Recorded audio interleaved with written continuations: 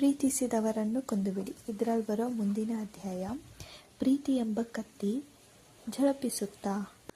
ಅವನು ರಾಕ್ಷಸ. ಒಂದು ಕಾಲದಲ್ಲಿ ಅವನು ಗಂಧರ್ವ ಆಗಿದ್ದಂತೆ.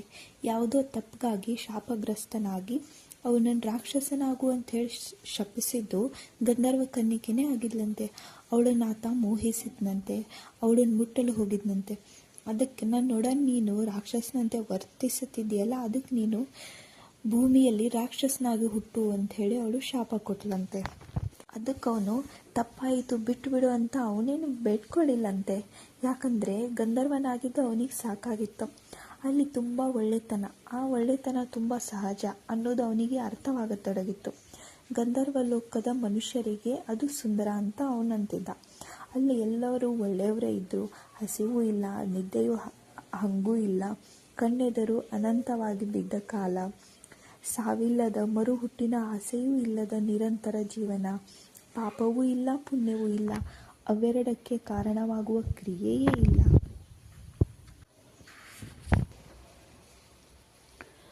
ಆ ಗಂಧರ್ವ ಭಗವದ್ಗೀತೆ ಓದಿದ್ದ, ಅರ್ಜುನನ ವಿಷಾದ, ಕೃಷ್ಣನ ಸಾಂತ್ವನ ಕೇಳ್ಕೊಂಡಿದ್ದ. ಅವನು ಯಾವತ್ತೂ ಸಿಟ್ಟು ಮಾಡ್ಕೊಂಡಿರಲಿಲ್ಲ. ಸಿಟ್ಟಾಗುವುದು ಅಂದ್ರೇನು ಅನ್ನೋದು ಅವನಿಗೆ ಗೊತ್ತೇ ಇರಲಿಲ್ಲ. ಭೂಮಿ ಮೇಲೆ ಸುತ್ತಾಡುವಾಗಲೆಲ್ಲ ಅಲ್ಲಿ ಜನ ಸಿಟ್ಟಿನಿಂದ ಕಿರುಚಾಡುವುದು, ಪ್ರೇಮಿಸುವುದು, ಕಾಮಿಸುವುದು, ಜಗಳ ಆಡುವುದು, ಹೊಟ್ಟೆ ಕಿಚ್ಚಿನಿಂದ ಶಾಪ ಹಾಕುವುದು ನೋಡಿದ್ದ.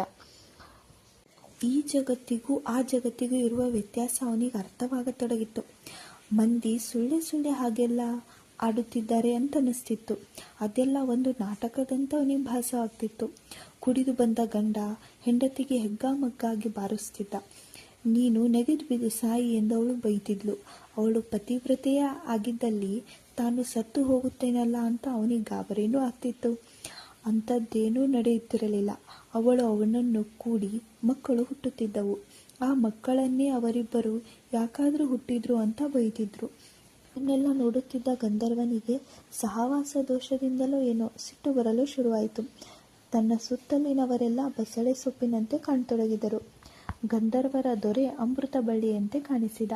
ಅವನ ಹೆಂಡತಿ ಅಲಂಕಾರ ಮಾಡಿಕೊಂಡು ಕೇದಗೆ ಹೂವಿನ ಸುವಾಸನೆಯಂತೆ ನಿಧಾನ ಚಲಿಸುತ್ತಿದ್ದಳು. ಅವಳನ್ನು ಗಂಧರ್ವರ ದೊರೆ ಕಣ್ಣೆತ್ತಿಯೂ ನೋಡುತ್ತಿರಲಿಲ್ಲ. ಅವರ ಸಂಖ್ಯೆ ಜಾಸ್ತಿಯೂ ಆಗುತ್ತಿರಲಿಲ್ಲ, ಕಡಿಮೆಯೂ ಆಗುತ್ತಿರಲಿಲ್ಲ. ಎಲ್ಲ ಒಂದೇ ತರಹದ ಮುಖಗಳು, ಬದಲಾಗದ ವಯಸ್ಸು, ತಾಯ್ತನವಿಲ್ಲದ ಹೆಣ್ಣುಗಳು, ಅಪ್ಪನಾಗುವ ಹೆಮ್ಮೆಗೆ ಅವಕಾಶವೇ ಇಲ್ಲದ ಗಂಡಸರು. ಗಂಧರ್ವ ಸಿಟ್ಟು ಬಂದು ಅದೇ ವಿಚಾರದಲ್ಲಿ ಹೋಗಿ ಅವಳನ್ನು ತಬ್ಬಿಕೊಂಡಿದ್ದ. ಅಂಥ ಬಿರುಸನ್ನು ಅವಳು ಯಾವತ್ತೂ ಕಂಡಿರಲಿಲ್ಲ. ವಿನಯದಿಂದ ಜೊತೆಗಿರೋಣ ಬಾ ಅಂತ ಅಂದಿದ್ದರೆ ಅವಳೇನು ನಿರಾಕರಿಸುತ್ತಿರಲಿಲ್ಲ. ಅವನು ತನ್ನ ಮೇಲೆ ದಬ್ಬಾಳಿಕೆ ನಡೆಸುವುದಕ್ಕೆ ಬಂದಿದ್ದಾನೆ, ರಾಕ್ಷಸರ ಥರ ವರ್ತಿಸುತ್ತಿದ್ದಾನೆ ಅನ್ನಿಸಿದ್ದೇ ತಡ ಅವಳಿಗೂ ಸಿಟ್ಟು ಬಂದು ಶಾಪ ಕೊಟ್ಟೇ ಬಿಟ್ಟಳು. ಇಲ್ಲಿ ಹೇಳ್ತಾರೆ ನೋಡಿ, ಅವನಿಗೆ ಗಂಧರ್ವ ಕನ್ನಿಕೆ ಯಾಕೆ ಶಾಪ ಕೊಟ್ಟಳು ಅಂತ. ಭೂಮಿಯಲ್ಲಿ ಯಾರೋ ಯಾರನ್ನೋ ರಾಕ್ಷಸ ಅಂತ ಬೈಯುತ್ತಿದ್ದರು. ಸುಂದರಿಯನ್ನು ನೋಡಿದನೊಬ್ಬ ಗಂಧರ್ವವಾಣಿ ಎಂದು ಹೊಗಳುತ್ತಿದ್ದ. ಇಂಥ ಯದ್ವಾ ತದ್ವಾ ಜಗತ್ತಲ್ಲಿ ಒಂಥರ ಮಜಾ ಸಿಗತೊಡಗಿತ್ತು ಅವನಿಗೆ. ಅವನನ್ನು ಕಂಡರೆ ಜನ ಹೆದರುತ್ತಿದ್ದರು, ಕೈ ಮುಗಿತಿದ್ರು. ಗಂಧರ್ವರಾಜನಿಗೆ ಯಾರೋ ನಮಸ್ಕರಿಸುತ್ತಿದ್ದುದನ್ನು ಅವನು ಇಲ್ಲಿವರೆಗೂ ನೋಡಿರಲೇ ಇಲ್ಲ. ಹೀಗಾಗಿ ಸುಮ್ಮನೆ ಯಾರನ್ನೋ ಹೆದರಿಸುತ್ತಾ ತಮಾಷೆ ನೋಡುತ್ತಾ ರಾಕ್ಷಸ ತುಂಬ ದಿನ ಭೂಮಿಯಲ್ಲಿ ಸುಖವಾಗಿದ್ದ. ಆತ ಗಂಧರ್ವನನ್ನು ಶಪಿಸಿದ ನಂತರ ಆಕೆಗೆ ಅನ್ನಿಸ್ತಿತ್ತು, ನಾನು ಹಾಗೆ ಮಾಡಬಾರ್ದಿತ್ತು ಅಂತ. ಆಕೆಗೂ ಗಂಧರ್ವ ಲೋಕದ ನಯನಾಶುಗಳು ಬೋರು ಹೊಡಿಸಿದ್ದು. ತನ್ನನ್ನು ರಾಕ್ಷಸನಂತೆ ಶಪಿಸಿದ ಒರಟಾಗಿ ಅಪ್ಪಿದ ಗಂಧರ್ವನನ್ನು ಆಕೆ ಹುಡುಕೊಂಡು ತಿರುಗಾಡಿದ್ಲು. ಅವನಾಗಲೇ ಭೂಲೋಕಕ್ಕೆ ಬಂದಿದ್ದ. ಅವಳಿಗೂ ಭೂಲೋಕಕ್ಕೆ ಹೋಗಿ ಅವನನ್ನು ಭೇಟಿ ಮಾಡಿ ಕ್ಷಮೆ ಕೇಳಬೇಕಂತ ಅನ್ನಿಸಿತ್ತು. ಆದ್ರೆ ಅವಳು ಭೂಲೋಕಕ್ಕೆ ಹೋಗುವ ಹಾಗಿರಲಿಲ್ಲ. ಒಂದು ವೇಳೆ ಹೋದರೆ ಅಲ್ಲೇ 16 ವರ್ಷ ಕಳಿಬೇಕಾಗಿತ್ತು. ಅದು ಯಾಕಂದರೆ ಗಂಧರ್ವ ಕನ್ನಿಕೆಯರು ಬೇಕಾದೆಲ್ಲ ಭೂಮಿಗೆ ಹೋಗಿ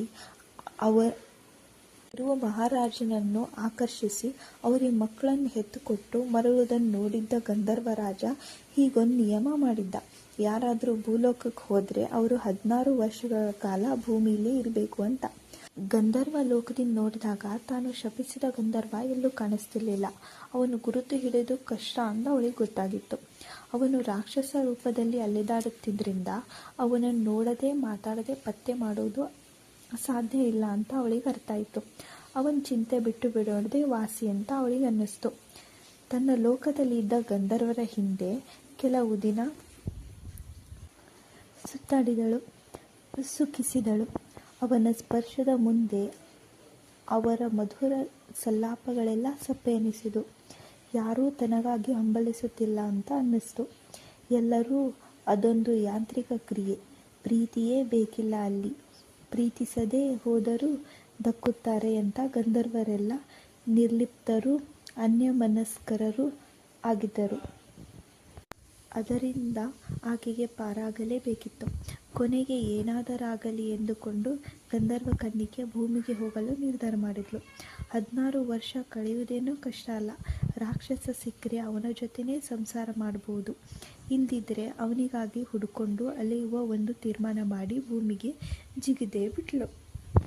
ಎಷ್ಟೋ ತಿಂಗಳು, ಎಷ್ಟೋ ದಿನ, ಎಷ್ಟೋ ವರ್ಷ ಅವಳು ಅವನಿಗಾಗಿ ಹುಡ್ಕೊಂಡು ಅಲ್ದಾಡಿದ್ಲಂತೆ.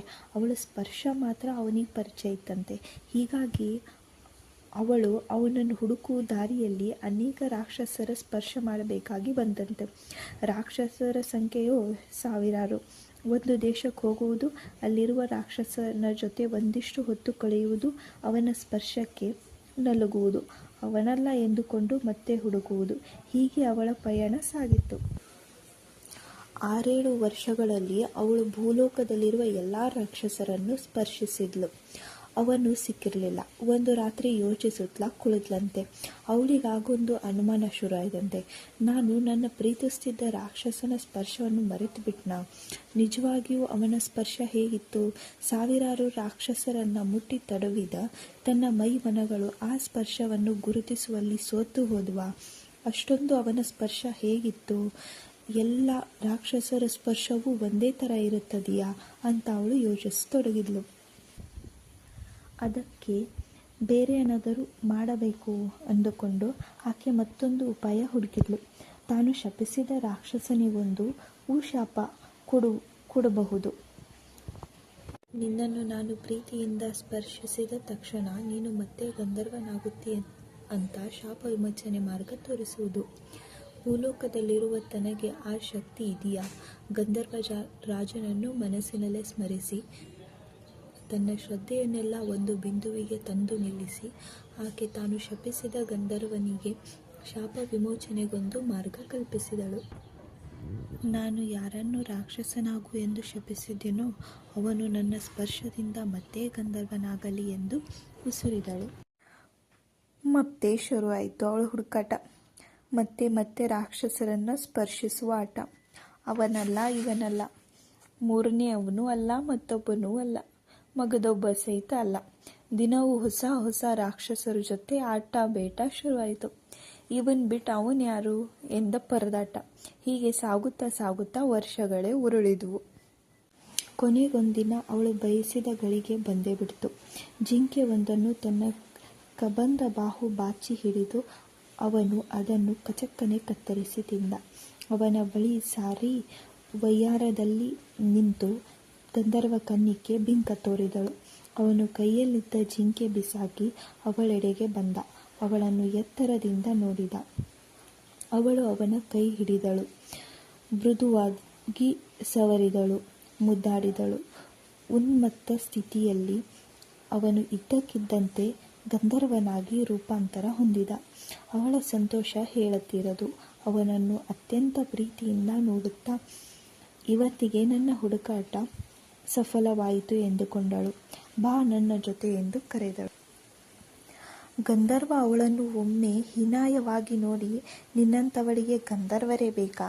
ಯಾರಾದರೂ ರಾಕ್ಷಸರನ್ನು ಹುಡುಕೋ ರಾಕ್ಷಸಿ ಎಂದು ಬೈದು ಆಕಾಶಕ್ಕೆ ಹಾರೆ. ಈ ಕಥೆಯಿಂದ ನಮಗಿಲ್ಲಿ ಏನು ಅರ್ಥ ಆಯ್ತಂದರೆ, ನಮ್ಮ ಹುಡುಕಾಟಗಳೇ ಹಾಗಿರುತ್ತಂತೆ.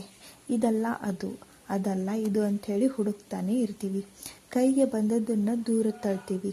ಯಾವತ್ತೋ ದೂರ ತಳ್ಳಿದ್ದಕ್ಕಾಗಿ ಮತ್ತೆ ಹಂಬಲಿಸ್ತೀವಿ. ಇದು ನನ್ನದಲ್ಲ ಅಂಥೇಳಿ ಗೊಣಗಾಡ್ತೀವಿ. ಮತ್ಯಾವುದು ಅಂತ ಹುಡುಕ್ತಾ ಹೋಗ್ತೀವಿ. ಯಾವುದನ್ನು ನಿರಾಕರಿಸುತ್ತಿರುವೋ ಅದರ ಜೊತೆಗೇ ಬಾಳ್ಬೇಕಾಗಿ ಬರ್ಬೋದು. ರಾಕ್ಷಸರೊಳಗೆ ಹುದುಗಿರುವ ಗಂಧರ್ವನನ್ನು ಹುಡುಕುವುದು ಕಷ್ಟ. ಅದರಲ್ಲೂ ಯಾವ ರಾಕ್ಷಸನೊಳಗೆ ಗಂಧರ್ವನಿದ್ದಾನೆ ಅಂತ ಹೇಳುವುದಂತೂ ಇನ್ನೂ ಕಷ್ಟ. ರಾಕ್ಷಸನು ಸಾಮಾನ್ಯನೇನಲ್ಲ, ಅವನು ಕಿಲಾಡಿ.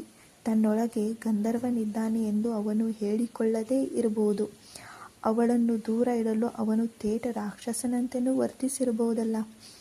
ರಾಕ್ಷಸನೊಳಗೆ ಗಂಧರ್ವನನ್ನು ಹುಡುಕುವುದೋ ಗಂಧರ್ವನೊಳಗೆ ರಾಕ್ಷಸನನ್ನು ಹುಡುಕುವುದೋ ಅನ್ನುವುದೇ ಸ್ಪಷ್ಟವಿಲ್ಲ. ನಮಗೆ ಇಷ್ಟವಾಗುವುದು ರಾಕ್ಷಸನೋ ಗಂಧರ್ವನೋ ಗೊತ್ತಿಲ್ಲ. ಮೊದಲು ಸ್ಪರ್ಶಿಸಿದಾಗಲೇ ಅವನನ್ನು ಶಪಿಸದೇ ಹೋಗಿದ್ದರೆ ಅವಳ ಬದುಕು ಏನಾಗುತ್ತಿತ್ತು ಎಂಬ ಪ್ರಶ್ನೆಗೆ ಉತ್ತರ ಸಿಕ್ಕರೆ ನಮ್ಮ ಬದುಕಿಗೂ ಉತ್ತರ ಸಿಕ್ಕಂತಾಗುತ್ತದೆ. ಅವರು ಹೇಳ್ತಾರೆ, ಹಾಗೆಲ್ಲ ಬದುಕು ಸುಲಭವಾಗಿ ಯಾವ ಪ್ರಶ್ನೆಗೂ ಉತ್ತರ ಕೊಡುವುದಿಲ್ಲ. ನಾಳೆ ಬಾ ಅಂತ ಹೇಳುತ್ತೆ. ಮತ್ತೊಂದು ನಾಳೆಗಾಗಿ, ಮತ್ತೊಬ್ಬ ರಾಕ್ಷಸನಿಗಾಗಿ, ಅವನೊಳಗಿರಬಹುದಾದ ಗಂಧರ್ವನಿಗಾಗಿ ನಾವು ಕಾಯುತ್ತಾ ಹೋಗುತ್ತೇವೆ. ಆ ಗಂಧರ್ವನ ಬಳಿ ಹೋಗುವ ಹೊತ್ತಿಗೆ ನಾವು ರಾಕ್ಷಸರೇ ಆಗಿ ಹೋಗಿರುತ್ತೇವೆ. ನೋಡಿ, ಈ ಕಥೆಯಿಂದ ನಮಗೇನು ಗೊತ್ತಾಯಿತು? ಪ್ರೀತಿ ಅನ್ನೋದು ಗಂಧರ್ವರಿಗೂ ತಪ್ಪಿದ್ದಲ್ಲ.